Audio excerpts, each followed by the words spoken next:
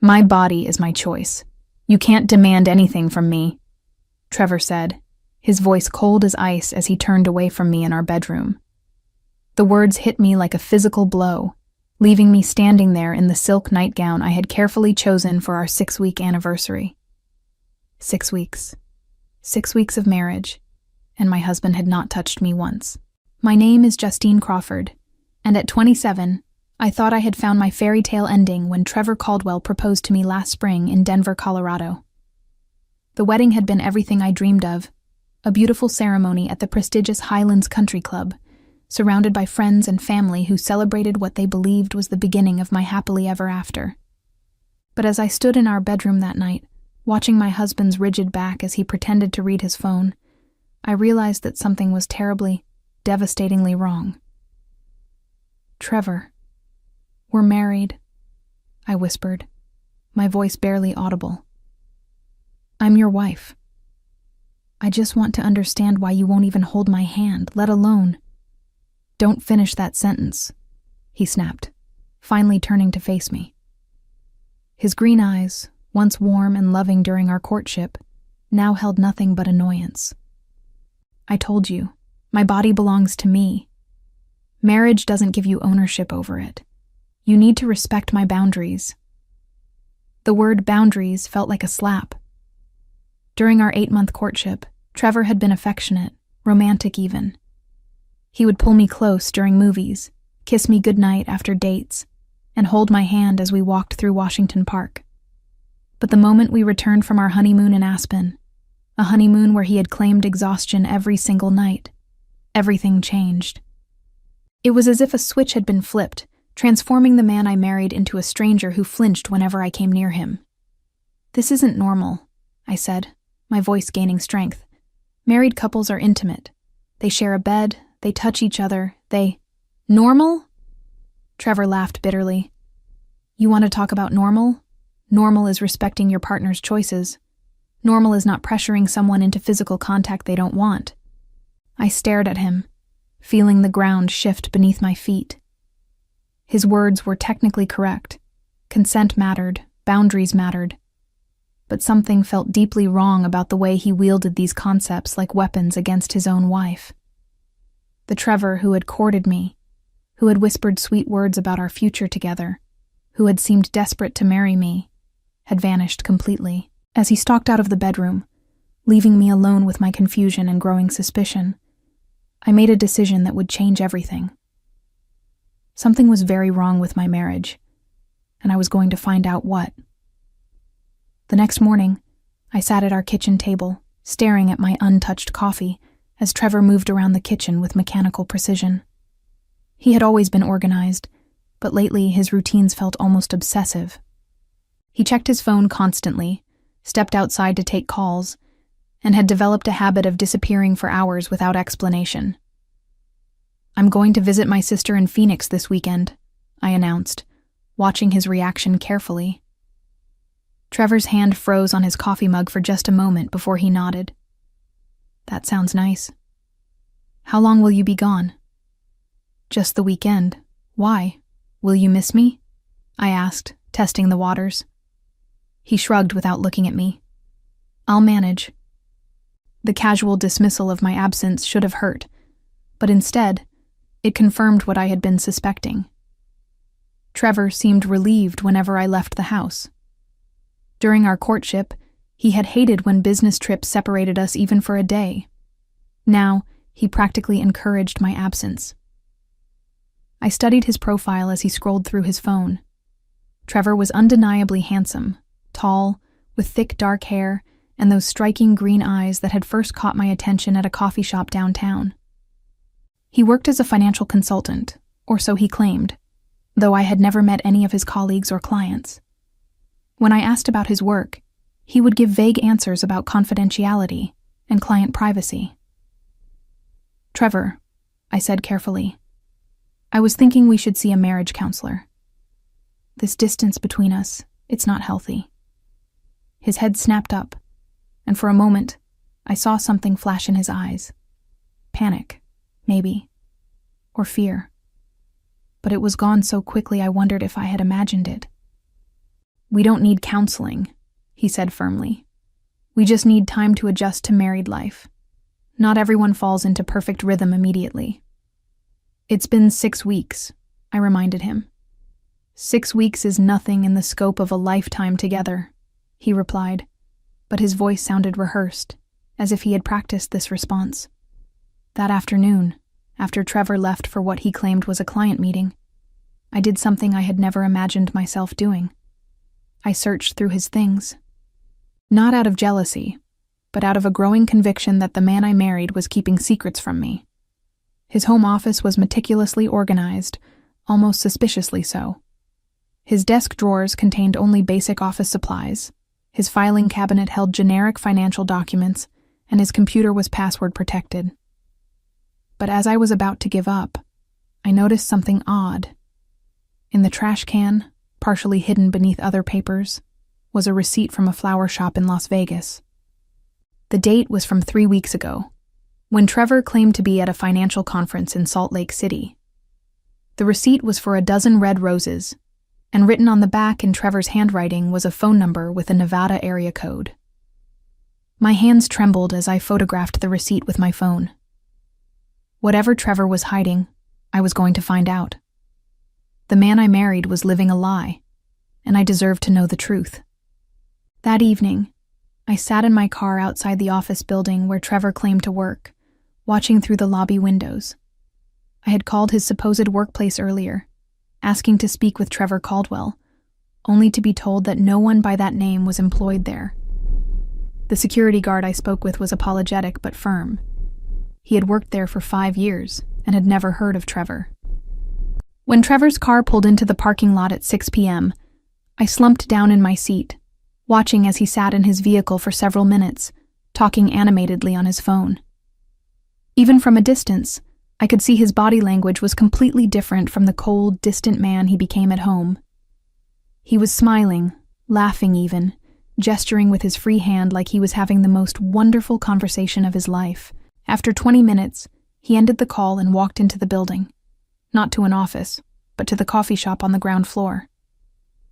He ordered a drink and sat at a corner table, pulling out his laptop. For the next hour, he appeared to be working, but something about the scene felt staged, performative. When he finally left, he threw away what looked like fake paperwork and drove home. I followed at a safe distance, my mind racing. The man I married was not who he claimed to be. The question was, what was he hiding, and why had he married me? When I arrived home 10 minutes after him, Trevor was already in the shower. I seized the opportunity to examine his phone, which he had left charging on the nightstand. It was locked, but I remembered him entering his passcode once, our wedding date. My heart pounded as I typed in the numbers, and miraculously, the phone unlocked. What I found made my blood run cold. Text messages with someone named Amanda, filled with intimate exchanges and declarations of love. Photos of Trevor with a woman I didn't recognize, both wearing wedding rings, standing in front of what appeared to be a courthouse. The most recent message, sent just hours ago, read, "Missing you, baby. Can't wait to see you this weekend. This whole situation is almost over." The shower was still running when I forwarded the most damning photos and messages to my own phone, then carefully placed Trevor's phone back where I found it. My hands were shaking so violently I could barely grip my own device as I stared at the evidence of what appeared to be Trevor's double life. When Trevor emerged from the bathroom, wrapped in a towel and humming softly, I was sitting on the bed, pretending to read a magazine. He seemed genuinely happy for the first time in weeks, and now I understood why. He was living 2 lives, and apparently, his life with me was the one he wanted to end. "I think I'll turn in early tonight," I said, my voice carefully neutral. "Good idea," Trevor replied, and I didn't miss the relief in his voice. "Sweet dreams, Justine." As I lay in the dark, listening to his even breathing beside me, I made a decision that would shatter both our lives. Tomorrow I would contact a lawyer and find out exactly who I had married. The law office of Patricia Henley was located in downtown Denver, occupying the 15th floor of a gleaming high-rise with panoramic views of the Rocky Mountains. I had chosen Patricia specifically because of her reputation for handling complex divorce cases. But as I sat across from her mahogany desk, sharing the evidence I had gathered, I realized I was dealing with something far more sinister than a simple marital breakdown. "Justine," Patricia said, her voice grave as she studied the photos on my phone. "What you're showing me suggests potential bigamy. This isn't just grounds for divorce. This could be criminal." The word bigamy hit me like a physical blow. I had suspected an affair, maybe even that Trevor had married me for financial reasons, but the possibility that he was already married to someone else had never crossed my mind. "That's impossible," I whispered. "We have a marriage certificate. We were married by a licensed officiant at the country club. There were over 200 witnesses." Patricia nodded grimly. "Your marriage is legally valid on your end, which makes Trevor's situation extremely problematic if he's already married to someone else. Bigamy is a felony in Colorado, punishable by up to 6 years in prison." She reached for her phone. "I'm going to recommend we hire a private investigator immediately. We need to determine if this Amanda person is actually Trevor's wife, and if so, when and where they were married. If their marriage predates yours, then your marriage is void, and Trevor has committed a serious crime." Within hours, I found myself in the office of Detective Michael Torres, a former police officer turned private investigator who specialized in marriage fraud cases. He was a compact man in his 50s, with sharp eyes and a direct manner that immediately put me at ease. "I've seen cases like this before," he said, making notes as I recounted my story. "The pattern is usually the same. The perpetrator researches wealthy targets, courts them quickly, rushes into marriage, and then tries to access their finances before disappearing. The lack of intimacy is a red flag. Many of these fraudsters avoid physical contact because it complicates their exit strategy." "But Trevor seemed so genuine when we were dating," I protested. "He was romantic, attentive. He seemed to really care about me." Detective Torres looked at me with something approaching sympathy. "These people are skilled manipulators, Justine. They research their targets extensively, learn their interests, their backgrounds, their vulnerabilities. They become whoever they think you want them to be." He pulled out a contract. "I need you to understand that what we might discover could be very painful. Are you prepared for the possibility that everything about your relationship was a lie?" I thought about the past 6 weeks of confusion and rejection, about the cold stranger sharing my bed, about the phone calls and mysterious absences. Whatever the truth was, it couldn't be worse than the uncertainty I was living with. "I need to know," I said firmly. "Whatever it takes." Detective Torres nodded and began outlining his investigation plan.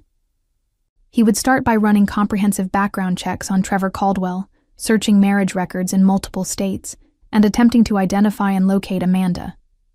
He would also investigate Trevor's claimed employment and financial history. "One more thing," he said, handing me a small recording device. "If Trevor makes any admissions or threats, we need them on record. Colorado is a one-party consent state, so you can legally record conversations you're part of without his knowledge." As I left the detective's office, the small recording device felt heavy in my purse. I was about to embark on an investigation that would either save my marriage or destroy it completely. But for the first time in weeks, I felt like I was taking control of my situation instead of being a passive victim of Trevor's manipulations. That evening, I watched Trevor across the dinner table, studying his face for any sign of the man I thought I had fallen in love with. He seemed relaxed, almost cheerful, making small talk about his day while I mechanically ate my pasta. Every smile, every casual comment, every moment of apparent normalcy now felt like an elaborate performance designed to deceive me.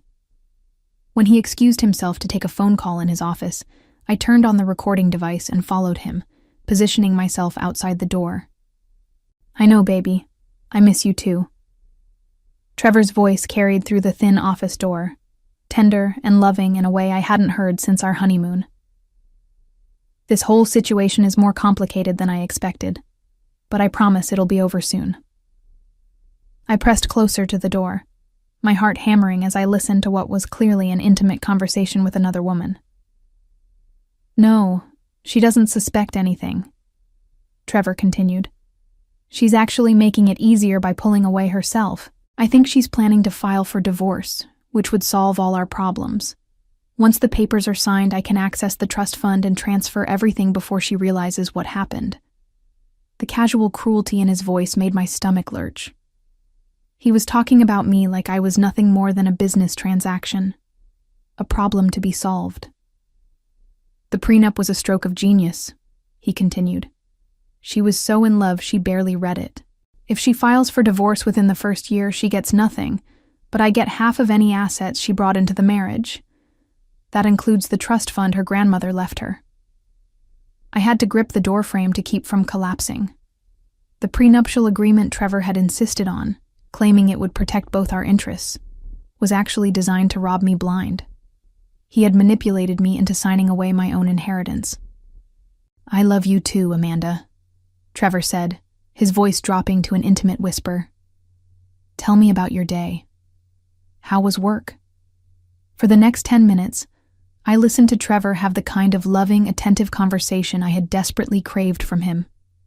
He asked about Amanda's job as a nurse in Las Vegas, remembered details about her colleagues, made plans for their weekend together.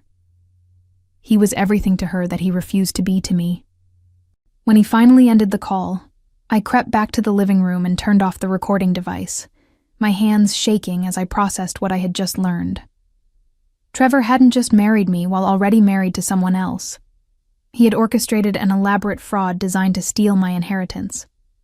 The prenup, his rejection of intimacy, even his encouragement of my independence, were all part of a calculated plan to rob me and disappear. The next morning, while Trevor was supposedly at work, Detective Torres called with his preliminary findings.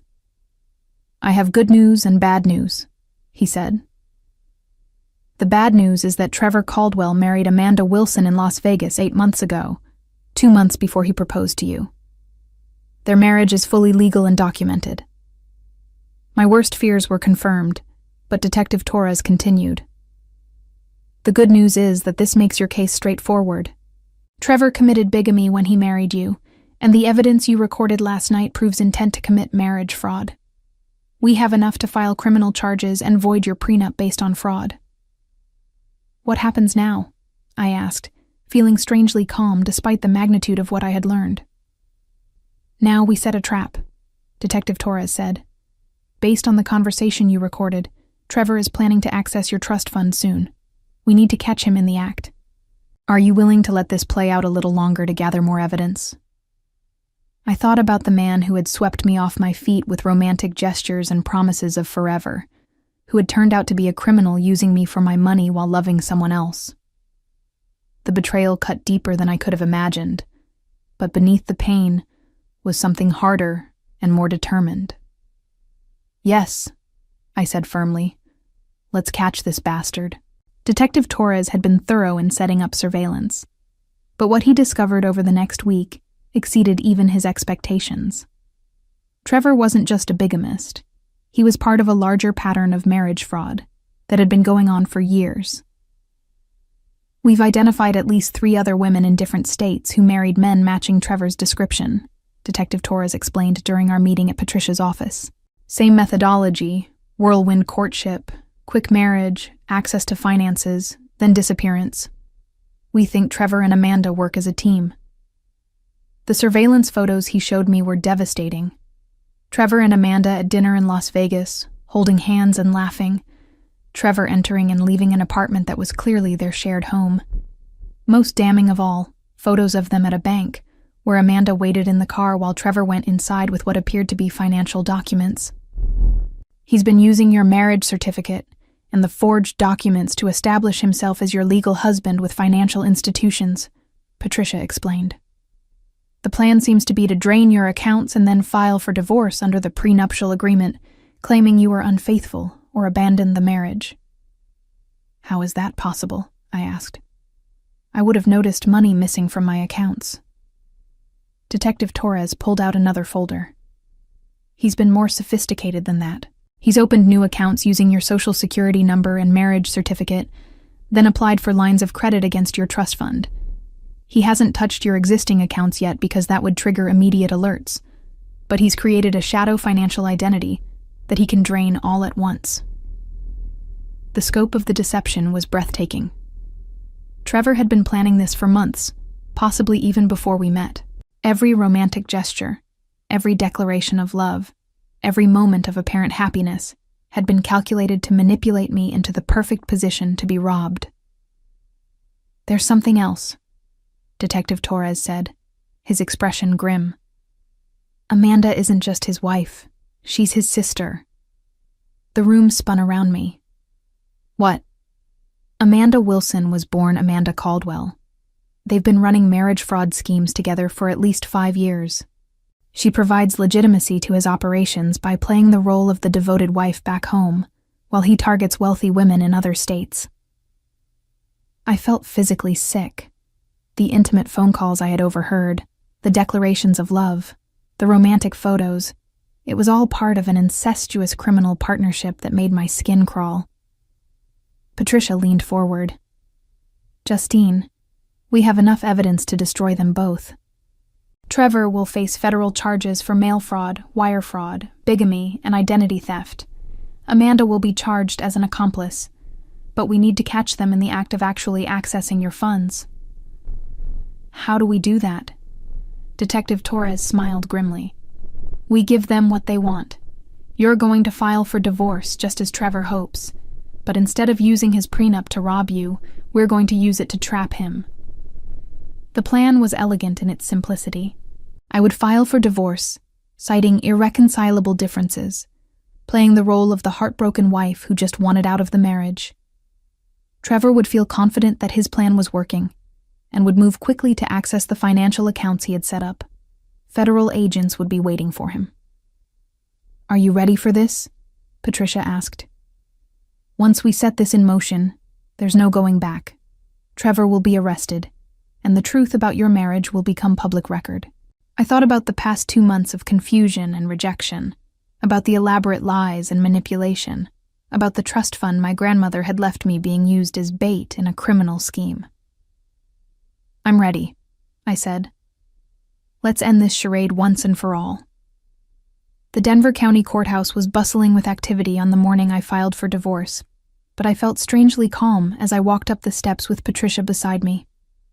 Detective Torres had positioned himself across the street, ready to alert the federal agents once Trevor took the bait. I had served Trevor with divorce papers the night before, playing the part of the devastated wife who couldn't handle the distance in our marriage any longer. His reaction had been perfect. Surprise, hurt, and then resigned acceptance that made my skin crawl with its falseness. "I'm sorry it's come to this," he had said, pulling me into what I now recognized as a calculated embrace. "I know I haven't been the husband you deserved. Maybe some time apart will help us both figure out what we really want." The recording device in my pocket had captured every lying word. Now, as Patricia filed the paperwork that would officially dissolve my sham marriage, my phone buzzed with a text from Detective Torres. "He's moving. Entered First National Bank downtown with Amanda. Federal agents in position." My heart raced as I imagined Trevor finally making his move, probably feeling confident that his plan had worked perfectly. He thought he was about to walk away with my inheritance while leaving me with nothing but a fraudulent prenup and a broken heart.